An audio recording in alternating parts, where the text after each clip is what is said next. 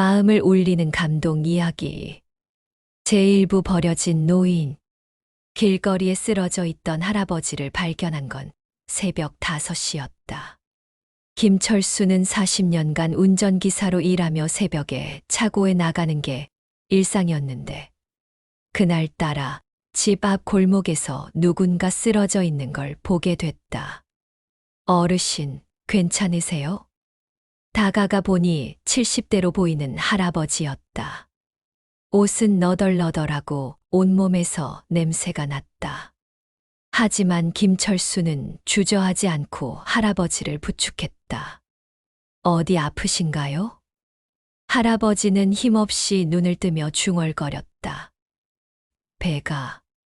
배가 고파서. 김철수는 곧바로 할아버지를 자신의 차에 태웠다. 근처 24시간 식당으로 데려가서 따뜻한 국밥 한 그릇을 시켜드렸다. 천천히 드세요. 할아버지는 눈물을 흘리며 국밥을 먹었다. 얼마나 굶었던 걸까. 손이 떨려서 숟가락을 제대로 들 수도 없었다. 어르신, 집은 어디예요? 가족분들은요? 할아버지는 고개를 저었다. 집도 없고, 가족도 없어. 다 떠났어. 무슨 말씀이세요? 할아버지는 힘겹게 입을 열었다. 나는 박영수라고 해. 예전에 큰 회사 사장이었거든. 직원이 300명도 넘는 회사를 운영했지. 그런데 박영수 할아버지의 이야기는 충격적이었다.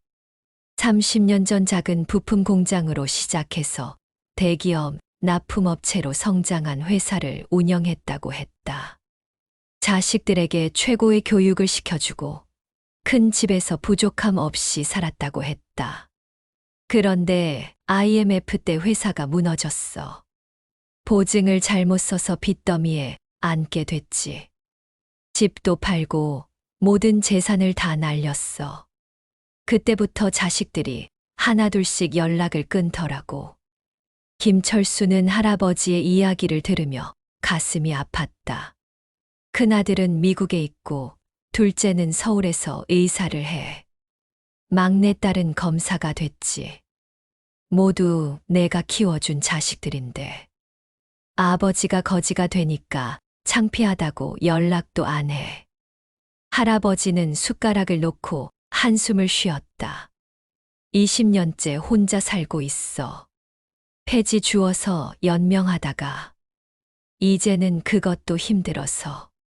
김철수는 더 이상 말을 할 수 없었다. 자신도 2아이의 아버지였는데 만약 자신이 저런 상황이 된다면 아이들은 어떻게 할까? 어르신, 자식분들한테 연락해 보면 안 될까요? 아니야. 이미 다 끝난 일이야. 내가 쓸모없는 사람이 됐으니까 당연한 거지. 박영수 할아버지는 쓸쓸하게 웃었다. 젊을 때는 돈이 전부인 줄 알았어.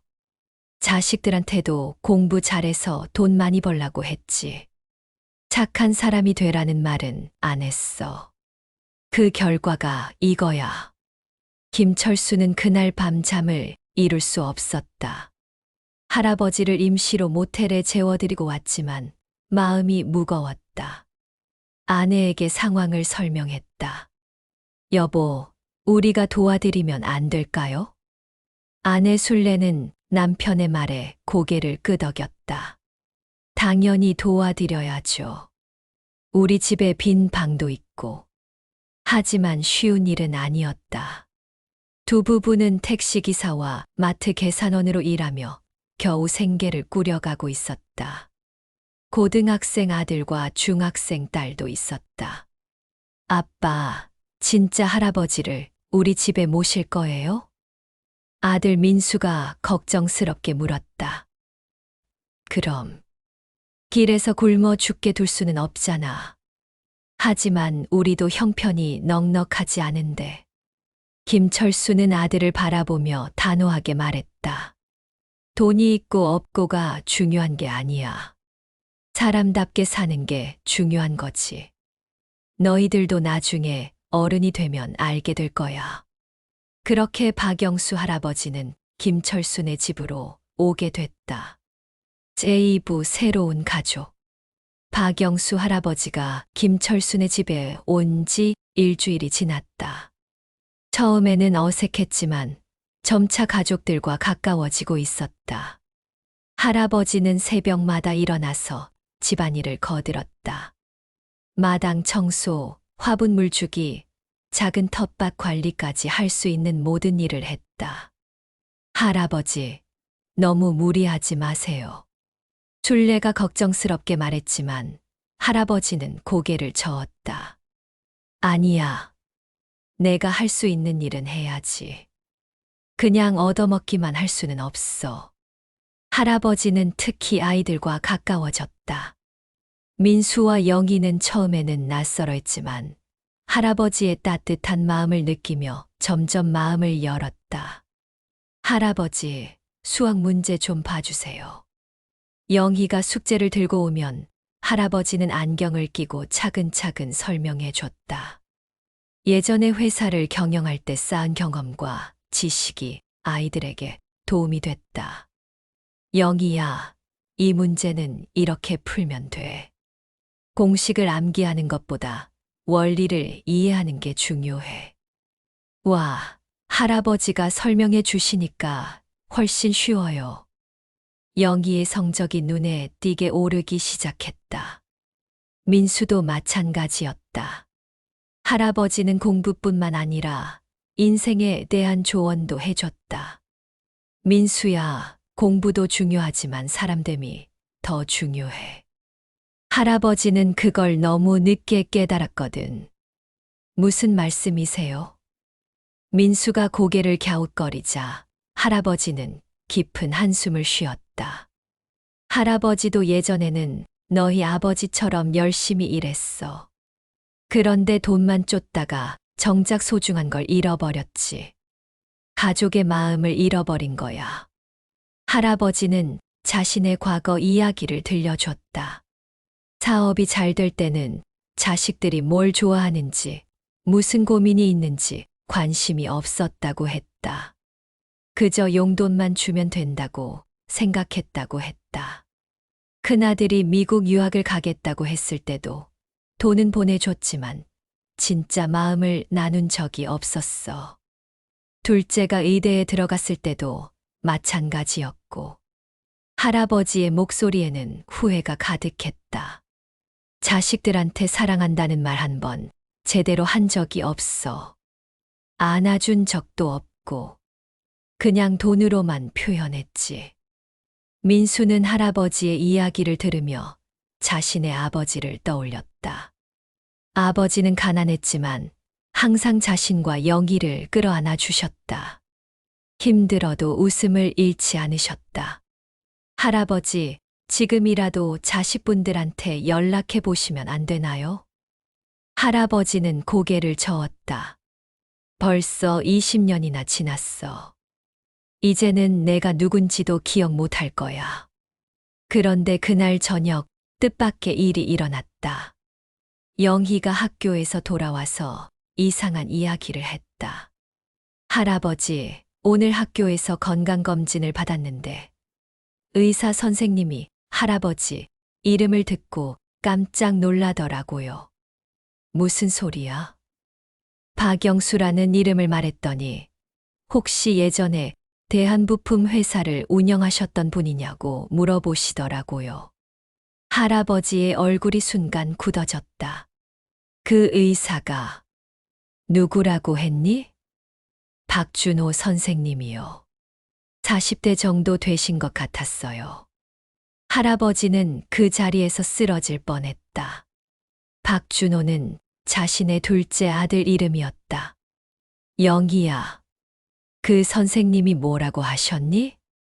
할아버지를 꼭 만나고 싶다고 하시면서 전화번호를 물어보시더라고요. 그런데 할아버지 전화번호가 없다고 했더니 우리 집 주소를 적어달라고 하시더라고요. 할아버지는 손이 떨렸다. 20년 만에 아들 소식을 듣게 된 것이다. 그날 밤 할아버지는 잠을 이룰 수 없었다. 정말 준호가 자신을 찾고 있는 걸까? 아니면 다른 박영수일까? 김철수 부부도 할아버지의 상황을 알게 되자 긴장했다. 할아버지, 정말 아드님이실까요? 모르겠어. 20년이나 지났는데. 할아버지의 목소리는 떨리고 있었다. 기대와 걱정이 동시에 밀려왔다. 제3부 20년 만에 재회. 다음 날 오후 집 앞에 고급 세단 한 대가 멈춰섰다. 차에서 정장을 입은 중년 남성이 내렸다. 키가 크고 인상이 단정한 그 남자는 집 주소를 확인하며 조심스럽게 문을 두드렸다. 김철수가 문을 열자 남자는 정중하게 인사했다. 안녕하세요. 저는 박준호라고 합니다. 혹시 박영수 어르신이 계신가요? 김철수는 순간 할아버지를 돌아봤다. 할아버지는 거실 구석에서 떨리는 손으로 차를 마시고 있었다. 아버지. 박준호의 목소리가 떨렸다. 20년 만에 보는 아버지는 너무도 많이 변해 있었다. 한때 당당했던 모습은 온데간데 없고 초라한 옷을 입고 수척해진 모습이었다. 준호야, 정말 너냐? 할아버지도 떨리는 목소리로 물었다. 아들의 얼굴에는 세월의 흔적이 깊게 새겨져 있었지만 여전히 자신의 아들이었다. 아버지, 죄송합니다. 정말 죄송합니다. 박준호는 그 자리에서 무릎을 꿇고 눈물을 흘리기 시작했다. 아버지를 이렇게 오랫동안 혼자 두고 정말 죄송합니다. 할아버지도 눈물을 참을 수 없었다. 아니야. 내가 잘못했어. 너희들한테 제대로 된 아버지 노릇을 못했으니까. 김철수 가족들은 이 감동적인 재회 장면을 지켜보며 모두 눈물을 흘렸다. 박준호는 아버지 앞에 앉아 그동안의 이야기를 털어놓았다. 아버지, 저희가 정말 나쁜 자식들이었어요. 아버지가 어려워지셨을 때 도와드려야 했는데. 준호야, 그 얘기는 하지 마라. 아니에요. 꼭 해야 할 말이에요. 박준호는 눈물을 닦으며 계속 말했다. 사실 저희도 아버지를 찾으려고 노력했어요. 하지만 어디 계신지 알 수가 없었어요. 주민등록도 말소되시고 연락처도 없으시고. 할아버지는 놀란 표정을 지었다. 너희가 나를 찾았다고? 네. 형도 누나도 모두 아버지를 찾고 있었어요. 사립탐정까지 고용해서 찾아봤는데 박준호는 주머니에서 낡은 사진 한 장을 꺼냈다. 가족 사진이었다. 20년 전 회사가 잘 나갈 때 찍은 사진이었다. 이 사진을 항상 지갑에 넣고 다녔어요. 아버지 생각이 날 때마다 꺼내봤어요. 할아버지는 그 사진을 보며 감정이 북받쳐 올랐다. 그때가 우리가 마지막으로 함께 찍은 사진이지. 아버지, 이제 집으로 가요. 형도, 누나도 모두 기다리고 있어요. 하지만 할아버지는 고개를 저었다. 아니야. 나는 여기가 좋아. 네. 박준호는 당황한 표정을 지었다. 이분들이 나를 가족처럼 받아주셨어. 아무것도 없는 내가 길에서 쓰러져 있을 때 구해주신 분들이야. 할아버지는 김철수 가족들을 바라보며 말했다. 이분들한테 진짜 가족이 뭔지 배웠어. 돈이 없어도 가진 게 없어도 서로를 아끼고 사랑하는 게 진짜 가족이라는 걸 말이야. 김철수가 조심스럽게 입을 열었다. 할아버지, 아드님이 오셨는데 함께 가시는 게. 아니야. 나는 여기서 이 가족과 함께 살고 싶어. 박준호는 아버지의 말을 듣고 더욱 마음이 아팠다. 자신들이 아버지를 얼마나 상처 주었는지 절감했다. 아버지, 저희가 정말 잘못했어요. 다시 기회를 주세요. 준호야, 그게 아니야. 너희를 원망하는 게 아니야. 그냥 이 집이 편해. 할아버지는 영희와 민수를 바라보며 미소를 지었다. 이 아이들이 할아버지라고 불러주고 같이 공부하고 같이 밥 먹고 이게 진짜 가족이야. 박준호는 김철수에게 고개를 숙여 인사했다. 정말 감사합니다. 아버지를 이렇게 잘 돌봐주셔서. 아니에요. 저희가 할아버지께 더 많은 걸 배우고 있어요. 김철수의 진심이 담긴 말에 박준호는 더욱 부끄러웠다. 그날 저녁 박준호는 아버지와 오랜 대화를 나눴다. 그리고 놀라운 제안을 했다. 제4부 진짜 가족. 아버지, 제가 생각해 본 게 있어요. 박준호는 아버지와 김철수 가족들 앞에서 조심스럽게 말을 꺼냈다. 아버지가 이 집을 떠나기 싫어하신다면 저희가 도울 수 있는 다른 방법이 있을 것 같아요. 무슨 말이야? 할아버지가 궁금한 표정으로 물었다. 이 집을 더 넓혀드리면 어떨까요? 그리고 김철수 아저씨께서 하시는 일도 저희가 도울 수 있을 것 같고요. 김철수는 당황한 표정을 지었다. 아니에요. 그런 건 필요 없어요. 저희는 괜찮습니다. 아저씨, 저희 아버지를 가족처럼 받아주신 은혜를 어떻게 갚아야 할지 모르겠어요. 제발 도움을 받아주세요. 박준호의 간절한 부탁에 김철수는 말문이 막혔다. 그리고 아버지께서 원하신다면 형과 누나도 자주 뵐 수 있게 하고 싶어요. 진짜 가족이 되는 거죠. 할아버지는 아들의 말을 듣고 깊은 생각에 잠겼다. 며칠 후 정말로 박준호의 형인 박준영이 미국에서 날아왔다. 그리고 누나인 박미영 검사도 함께 왔다. 아버지. 세 남매는 20년 만에 아버지 앞에서 모두 눈물을 흘렸다. 정말 죄송합니다. 저희가 너무 나쁜 자식들이었어요. 박준영은 미국에서 성공한 사업가가 되어 있었다. 박미영은 서울중앙지검의 검사가 되어 있었다. 모두 아버지가 어려울 때 등을 돌렸던 것을 후회하고 있었다. 아버지, 이제 저희와 함께 사세요. 좋은 집도 구해드리고 필요한 건 다 해드릴게요. 하지만 할아버지는 여전히 고개를 저었다. 너희들 마음은 고맙지만 나는 여기가 좋아. 아버지, 여기는 너무 좁고 불편하잖아요. 준영아, 집이 좁고 넓고가 중요한 게 아니야. 마음이 넓은 게 중요한 거지. 할아버지는 김철수 가족들을 바라보며 말했다. 이분들은 가진 게 별로 없어도 나를 진심으로 받아줬어. 그 마음이 얼마나 소중한지 아니?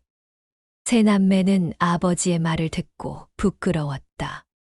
자신들은 돈은 많이 벌었지만 정작 아버지를 돌보지 못했다. 그럼 저희가 이 동네에 자주 와서 뵐게요. 박미영이 말했다. 그리고 이 집 가족분들과도 가까이 지내고 싶어요. 아버지를 돌봐주신 은혜를 평생 잊지 않을게요. 김철수는 이런 상황이 신기하기만 했다. 자신들은 그저 당연한 일을 했을 뿐인데 이렇게 큰 고마움을 받게 되다니. 저희는 정말 아무것도 한 게 없어요. 할아버지께서 저희한테 더 많은 걸 주셨는걸요. 무슨 말씀이세요? 박준호가 궁금해하자 술래가 대답했다. 할아버지께서 우리 아이들 공부도 봐주시고 인생 조언도 해주시고 저희가 더 감사해요. 정말로 그랬다. 할아버지가 온 후로 영희와 민수의 성적이 크게 올랐다. 뿐만 아니라 인성도 한층 성숙해졌다. 박준영이 영희에게 물었다. 할아버지께서 어떤 공부를 가르쳐 주시는데? 수학이랑 영어도 가르쳐 주시지만 더 중요한 걸 가르쳐 주세요. 더 중요한 게 뭔데? 사람답게 사는 법이요. 할아버지가 말씀하시길 공부를 잘해서 좋은 직장에 가는 것보다 착한 사람이 되는 게 더 중요하다고 하셨어요. 영희의 말을 듣고 세 남매는 모두 고개를 숙였다. 아버지가 자신들을 키울 때는 그런 말씀을 해주신 적이 없었다. 오직 공부 잘해서 성공하라는 말만 하셨었다. 할아버지, 저희도 그런 걸 배우고 싶어요. 박준호가 진심으로 말했다. 이제부터 자주 와서 할아버지께 배우고 싶어요. 진짜 가족이 뭔지, 사람답게 사는 게 뭔지. 할아버지는 아들들의 말을 듣고 눈물을 흘렸다. 그래. 그렇게 하자. 이제부터 우리 모두 진짜 가족이 되자. 그날부터 박씨 가족의 새로운 시작이 되었다. 제5부 새로운 시작. 박준호의 약속은 진짜였다. 그는 매주 주말마다 아버지를 찾아왔다. 처음에는 비싼 선물을 가져왔지만 할아버지가 싫어하자 대신 손수 만든 음식이나 아이들이 좋아할 만한 책을 가져왔다. 아버지, 오늘은 제가 직접 만든 잡채를 가져왔어요. 준호야, 내가 요리를 할 줄 아나? 아내가 가르쳐 줬어요. 아버지 좋아하시는 거 만들고 싶어서요. 박준호는 정말로 변했다. 예전에는 돈으로만 모든 걸 해결하려 했지만 이제는 직접 시간을 내고 마음을 쓰기 시작했다. 형 박준영도 미국에서 한 달에 한 번씩 한국에 왔다. 누나 박미영은 아예 이 동네 근처로 이사를 했다. 아버지와 가까이 살고 싶어서요. 박미영은 검사 일을 하면서도 시간이 날 때마다 아버지를 찾아왔다. 그리고 김철수 가족들과도 가까워졌다. 영희야, 공부하다가 모르는 거 있으면 언제든 물어봐. 언니가 도와줄게. 네, 고마워요. 영희는 박미영을 진짜 언니처럼 따랐다. 민수도 마찬가지였다. 민수야, 너는 나중에 뭐가 되고 싶어? 박준호가 물으니 민수는 망설이지 않고 대답했다. 저는 할아버지 같은 사람이 되고 싶어요. 할아버지 같은 사람? 네. 어려운 사람을 도와주고 다른 사람을 행복하게 해주는 사람이요. 박준호는 민수의 대답을 듣고 가슴이 뭉클했다. 자신이 민수 나이였을 때는 오직 돈을 많이 벌고 싶다는 생각만 했었는데 한편 김철수의 삶도 조금씩 변화하기 시작했다. 박준호가 조심스럽게 도움을 제안했다. 아저씨, 택시 운전 말고 다른 일을 해보시는 건 어떠세요? 저는 운전밖에 할 줄 아는 게 없어요. 그게 아니라 제가 작은 운송회사를 하나 차려드리면 어떨까요? 아저씨가 사장님이 되시는 거죠. 김철수는 깜짝 놀랐다. 아니에요. 그런 건 너무 큰 도움이에요. 아저씨, 아버지를 돌봐주신 은혜를 어떻게 갚을지 모르겠어요. 제발 받아주세요. 하지만 김철수는 끝까지 거절했다. 저희는 할아버지께 도움을 받은 게 더 많아요. 그리고 저희는 지금도 충분히 행복해요. 김철수의 말에 박준호는 더욱 감동받았다. 정말로 돈이 전부가 아니라는 걸 깨달았다. 대신 박준호는 다른 방법을 찾았다. 영희와 민수의 교육비를 지원하겠다고 했다. 아이들이 하고 싶은 공부가 있으면 뭐든 도와드리고 싶어요. 이번에는 김철수도 거절할 수 없었다.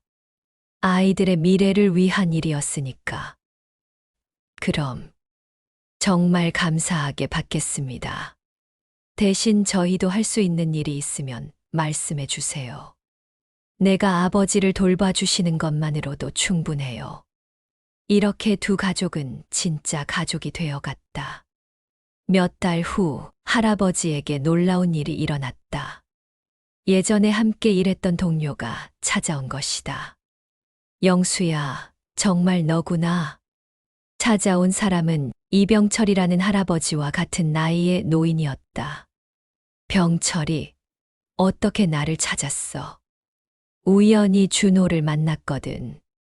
그 애가 내가 여기 있다고 하더라고.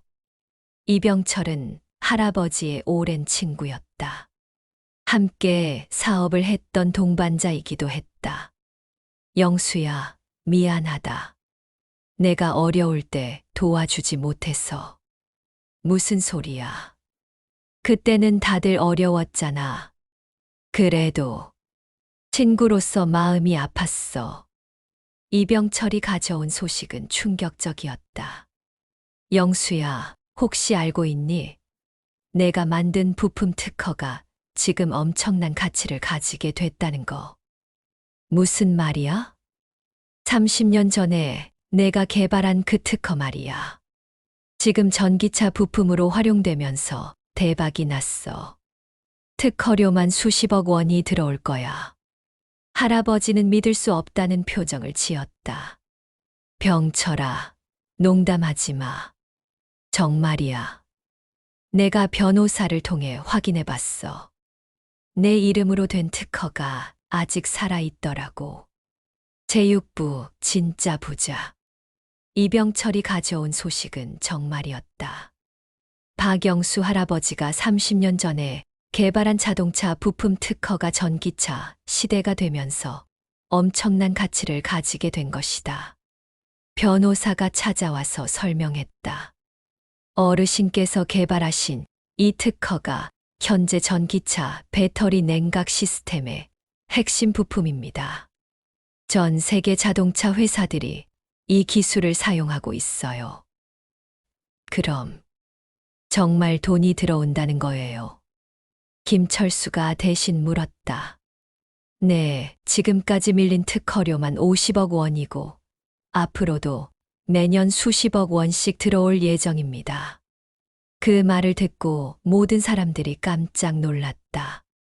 길에서 굶주리던 할아버지가 갑자기 수십억 원의 부자가 된 것이다. 하지만 할아버지의 반응은 의외였다. 그래서 그 돈으로 뭘 하라는 거야? 아버지, 이제 좋은 집에서 편안하게 지내실 수 있어요. 박준호가 기뻐하며 말했지만 할아버지는 고개를 저었다. 나는 여기가 좋다고 했잖아. 하지만 아버지, 준호야, 돈이 많다고 해서 행복해지는 건 아니야. 그건 내가 이미 경험해 봤잖아. 할아버지는 김철수 가족들을 바라보며 말했다. 진짜 부자는 돈이 많은 사람이 아니야.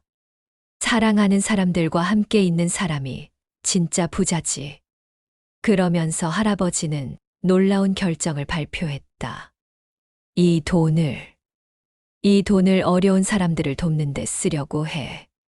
아버지, 준호야, 나는 이미 충분히 가진 사람이야. 사랑하는 가족들이 있고, 따뜻한 집이 있고, 매일 함께 밥 먹을 사람들이 있어.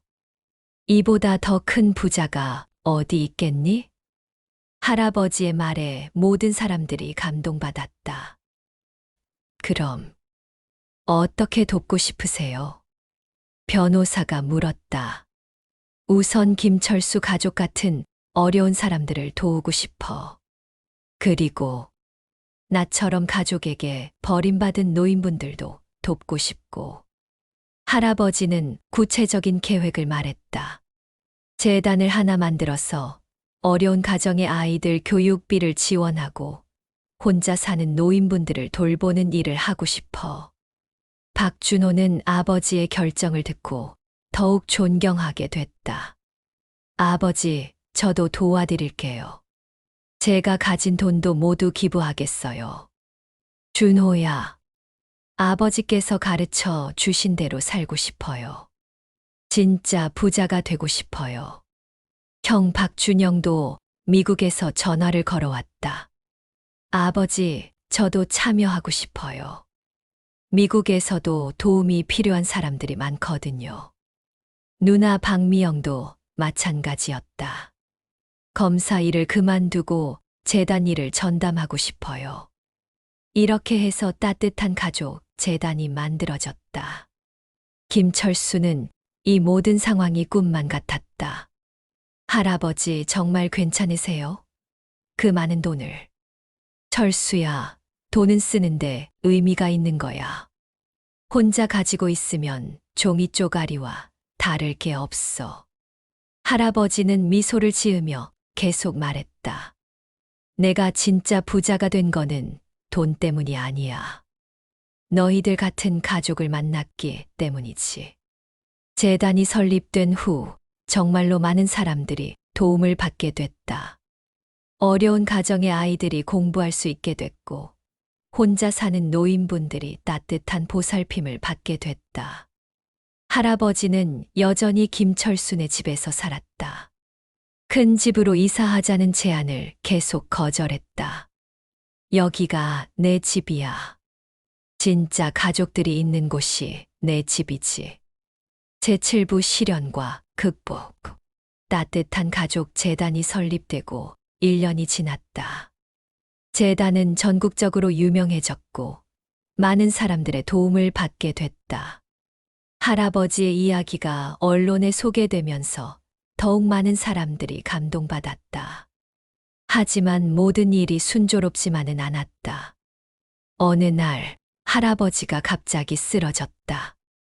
아침에 평소처럼 일어나서 마당 청소를 하다가 그만 정신을 잃고 만 것이다. 할아버지, 영희가 가장 먼저 발견했다. 급히 119에 신고하고 박준호에게도 연락했다. 병원에서 진단 결과는 충격적이었다. 췌장암 3기입니다. 많이 진행된 상태예요. 의사의 말에 모든 가족들이 절망했다. 얼마나 시간이 남았나요? 박준호가 떨리는 목소리로 물었다. 길어야 6개월 정도로 보입니다. 김철수 가족들도 청천벽력 같은 소식이었다. 특히 영희와 민수는 너무 충격받아서 며칠 동안 밥도 제대로 먹지 못했다. 할아버지가 정말 돌아가시는 거예요? 영희가 눈물을 흘리며 물었다. 할아버지는 오히려 담담했다. 영희야, 울지 마. 할아버지는 이미 충분히 행복했어. 하지만 할아버지, 민수야, 너도 울지 마. 할아버지는 너희들 덕분에 정말 행복한 시간을 보냈어. 할아버지는 병상에서도 걱정하는 것은 다른 사람들이었다. 준호야, 재단 일은 어떻게 되고 있니? 아버지, 지금은 그런 걸 걱정하실 때가 아니에요. 치료에 집중하세요. 아니야. 도움받고 있는 사람들이 걱정돼. 할아버지는 끝까지 다른 사람들을 생각했다. 박준호와 형제들은 전 세계 최고의 의사들을 찾아다니며 치료법을 알아봤다. 하지만 이미 많이 진행된 상태라 뚜렷한 치료법이 없었다. 아버지, 미국에 좋은 병원이 있다고 해요. 가보시죠. 준영아, 나는 여기가 좋아. 가족들과 함께 있고 싶어. 할아버지는 끝까지 김철순의 집을 떠나려 하지 않았다. 그래서 모든 가족들이 할아버지 곁을 지키기로 했다. 박준영은 미국 사업을 정리하고 한국에 왔고 박미영은 휴직을 냈다. 김철순의 작은 집은 갑자기 대가족이 됐다. 하지만 아무도 불편하다고 하지 않았다. 할아버지는 아프면서도 계속 다른 사람들을 위해 일했다. 철수야, 혹시 우리 동네에 도움이 필요한 사람들 없니? 할아버지, 지금은 쉬셔야 해요. 아니야. 시간이 얼마 없으니까 더 빨리 도와야 해. 할아버지의 마지막 소원은 동네의 모든 어려운 사람들을 돕는 것이었다. 재단을 통해 동네 사람들의 문제를 하나씩 해결해 나갔다. 독거노인들을 위한 무료 급식소도 만들고 어려운 가정의 아이들을 위한 공부방도 만들었다. 할아버지, 정말 대단하세요. 영희가 할아버지 손을 잡고 말했다. 영희야, 할아버지가 대단한 게 아니야. 너희들이 할아버지를 대단하게 만들어준 거야. 할아버지는 영희의 손을 꼭 잡으며 말했다. 할아버지가 없어도 착한 사람으로 자라야 해. 약속해 줄래? 네, 약속할게요.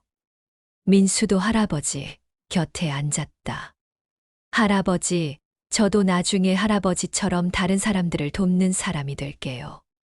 그럼 할아버지가 정말 기뻐할 거야. 할아버지는 아이들을 바라보며 행복한 미소를 지었다. 시간이 지나면서 할아버지의 몸은 점점 약해졌지만 마음은 더욱 평안해 보였다. 나는 정말 행복한 사람이야. 할아버지가 가족들을 바라보며 말했다. 이런 사랑스러운 가족들과 함께 할 수 있어서 정말 감사해. 제8부 영원한 가족. 할아버지의 시간이 얼마 남지 않았다는 것을 모든 가족들이 느끼고 있었다. 의사도 더 이상 희망적인 말을 하지 않았다. 하지만 할아버지는 여전히 밝았다. 아픈 몸으로도 가족들을 웃게 만들려고 노력했다. 영희야, 오늘은 수학 문제 안 가져왔니? 할아버지, 아프신데 무리하지 마세요. 아니야. 할아버지는 영희랑 공부할 때가 제일 행복해. 영희는 눈물을 참으며 수학 문제를 가져왔다. 할아버지는 침대에 앉아서 여전히 차근차근 설명해 주셨다. 이 문제는 이렇게 풀면 돼. 공식보다는 원리를 이해하는 게 중요해. 할아버지의 목소리는 약해졌지만 영희를 가르치는 마음은 변하지 않았다. 민수도 매일 할아버지 곁에 앉아서 이야기를 나눴다. 할아버지, 저 나중에 정말로 할아버지 같은 사람이 될 수 있을까요? 민수야, 너는 이미 할아버지보다 훨씬 착한 아이야. 할아버지는 나이가 들어서야 깨달았는데 너는 어릴 때부터 알고 있잖아. 무엇을요? 진짜 소중한 게 뭔지를 말이야. 돈이 아니라 사람이 소중하다는 걸.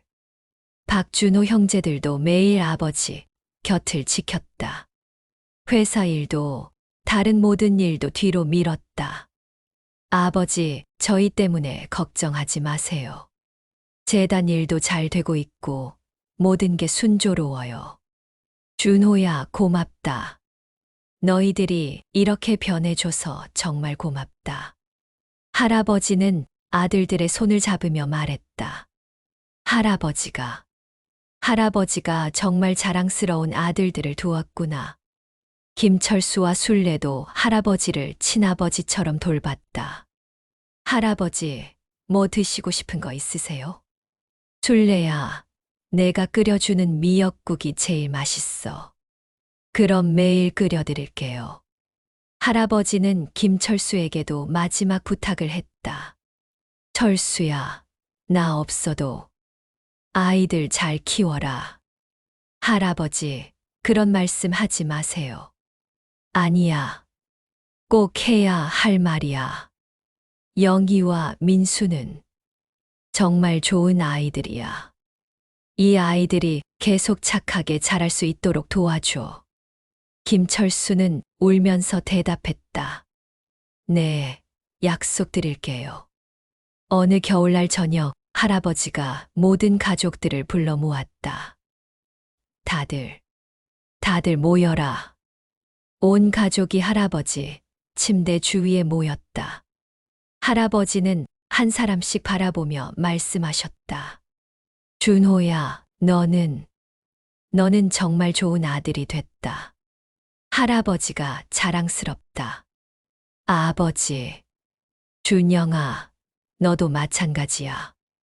미국에서 성공한 것보다 착한 아들이 된 게 더 자랑스럽다.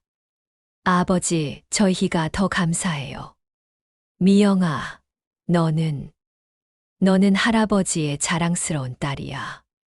검사 일도 중요하지만 사람들을 돕는 일이 더 소중하다는 걸 알게 되어서 기뻐. 박미영은 눈물을 참을 수 없었다.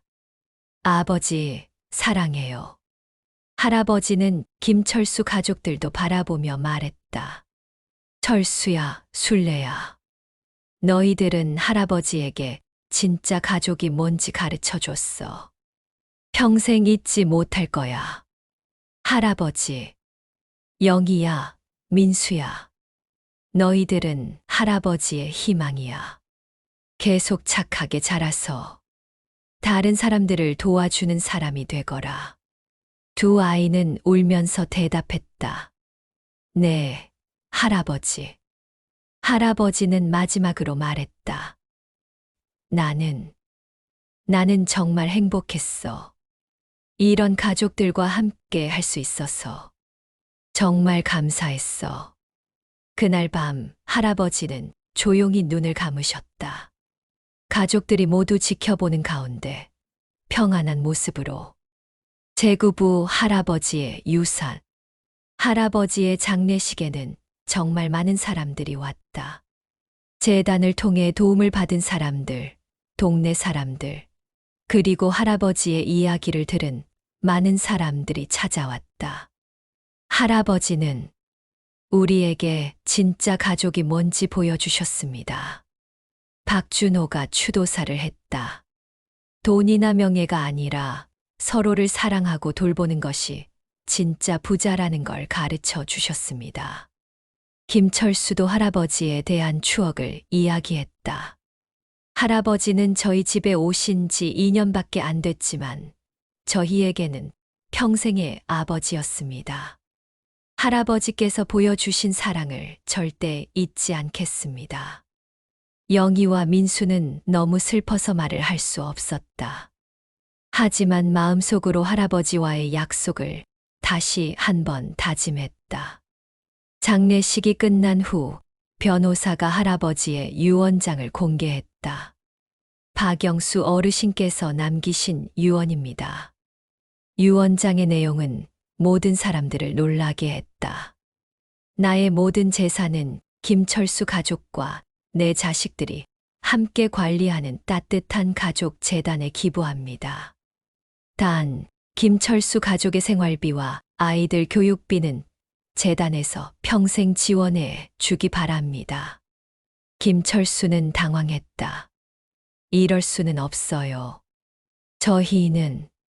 하지만 유언장에는 할아버지의 진심이 담긴 편지도 있었다. 철수야, 술래야, 영희야, 민수야. 너희들은 나에게 돈으로도 살 수 없는 가장 소중한 것을 줬어. 바로 가족의 사랑이야. 이 돈은 그 사랑에 대한 고마움의 표시야. 부담스러워하지 말고 더 많은 사람들을 돕는데 사용해 줘. 편지를 읽고 모든 가족들이 눈물을 흘렸다. 할아버지가 돌아가신 후 가족들은 더욱 단합했다. 재단 일도 더욱 열심히 했다. 박준호는 의사 일을 계속하면서도 재단 일에 적극적으로 참여했다. 박준영은 미국과 한국을 오가며 재단의 국제적인 활동을 도왔다. 박미영은 아예 검사 일을 그만두고 재단 일을 전담했다. 김철수는 택시 운전을 계속했지만 틈틈이 재단 일을 도왔다. 술래도 마찬가지였다. 영희와 민수는 할아버지의 가르침을 잊지 않고 열심히 공부했다.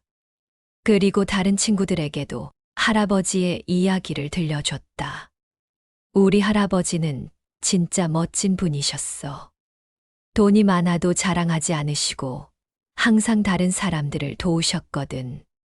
영희의 이야기를 들은 친구들도 감동받았다. 와, 정말 대단한 할아버지시네. 민수도 학교에서 할아버지에 대한 글을 썼다. 그 글이 전국 글짓기 대회에서 대상을 받았다. 나의 할아버지는 길에서 쓰러져 계셨다. 하지만 우리 아버지가 구해드렸고 할아버지는 우리 가족이 되셨다. 할아버지는 나에게 진짜 부자가 뭔지 가르쳐 주셨다. 돈이 많은 사람이 부자가 아니라 사랑하는 사람들이 많은 사람이 진짜 부자라고 하셨다. 민수의 글을 읽고 많은 사람들이 감동받았다. 재단도 점점 커져갔다. 전국의 어려운 가정을 돕고 혼자 사는 노인분들을 돌보는 일을 계속했다. 어느 날 재단에 한 통의 편지가 도착했다. 안녕하세요. 저는 부산에 사는 김영호라고 합니다. 혼자 사는 70대 노인입니다. 재단의 도움을 받으면서 정말 감사하게 생각하고 있습니다. 그런데 더 놀라운 건 재단을 통해 새로운 가족을 만났다는 것입니다. 저를 돌봐주시는 자원봉사자 가족이 있는데 마치 박영수 할아버지와 김철수 가족 같은 관계가 되었습니다. 정말 감사합니다. 이런 편지가 전국에서 계속 도착했다.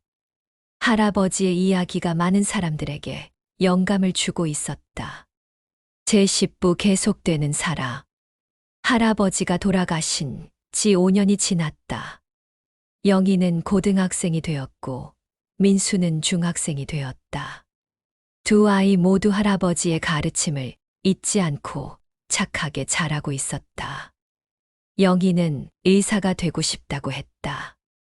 할아버지처럼 아픈 사람들을 도와주고 싶어요. 민수는 변호사가 되고 싶다고 했다.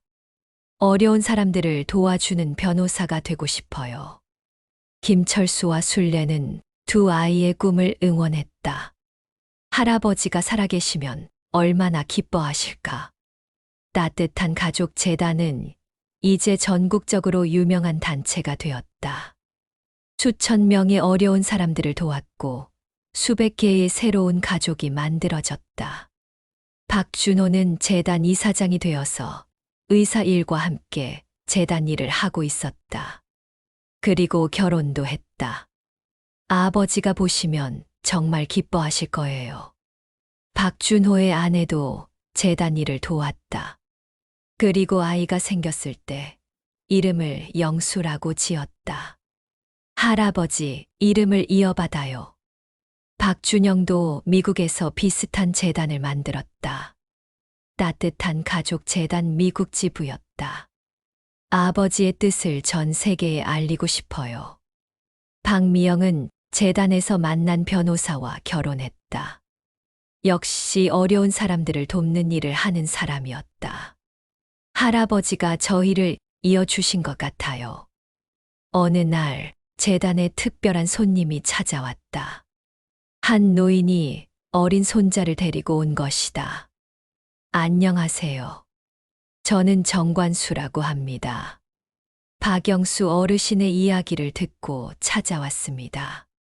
정관수 할아버지는 아들을 잃고 혼자 손자를 키우고 있었다. 경제적으로 어려운 상황이었다. 제가 도움을 받을 수 있을까요? 김철수가 정관수 할아버지를 반갑게 맞았다. 물론이죠. 저희가 도와드릴게요. 그런데 정관수 할아버지가 한 말이 모든 사람들을 놀라게 했다. 저는 도움을 받는 것보다 다른 사람을 돕고 싶어요. 박영수 어르신처럼요. 어떻게요? 제가 할 수 있는 일이 있으면 하고 싶어요. 손자와 함께요. 이렇게 해서 정관수 할아버지와 손자 정민이는 재단의 새로운 가족이 되었다. 그리고 정관수 할아버지는 다른 혼자 사는 노인분들을 돌보는 일을 시작했다. 같은 처지니까 더 잘 이해할 수 있어요. 정민이도 영희와 민수와 친해졌다. 세 아이는 함께 공부하고 함께 봉사활동도 했다. 우리 모두 할아버지 같은 사람이 되자. 아이들의 약속이었다. 시간이 더 지나면서 재단을 통해 만들어진 가족들이 점점 늘어났다. 혈연 관계는 없지만 진짜 가족보다 더 끈끈한 사랑으로 맺어진 가족들이었다. 어느 겨울날 김철수 가족은 할아버지 묘소를 찾았다. 매년 할아버지 기일에는 모든 가족들이 모였다. 할아버지, 안녕하세요. 영희가 묘소 앞에서 인사했다. 할아버지께서 가르쳐 주신 대로 열심히 살고 있어요. 의사가 되는 공부도 열심히 하고 있고요. 민수도 할아버지께 안부를 전했다. 할아버지, 저도 잘 있어요. 변호사가 되어서 어려운 사람들을 도울 거예요. 박준호 형제들도 아버지께 근황을 전했다. 아버지, 재단이 정말 많이 커졌어요. 이제 전국에 500개 지부가 있고 1만 명이 넘는 사람들이 도움을 받고 있어요. 그리고 아버지, 정말 놀라운 일이 생겼어요. 아버지의 이야기가 책으로 만들어져서 베스트셀러가 됐어요. 그 수익금도 모두 재단에 기부됐고요. 김철수가 마지막으로 할아버지께 말했다. 할아버지, 저희는 정말 행복해요. 할아버지께서 가르쳐 주신 대로 살고 있어요. 돈보다 사람이 소중하다는 것. 진짜 가족은 혈연이 아니라 사랑으로 맺어진다는 것.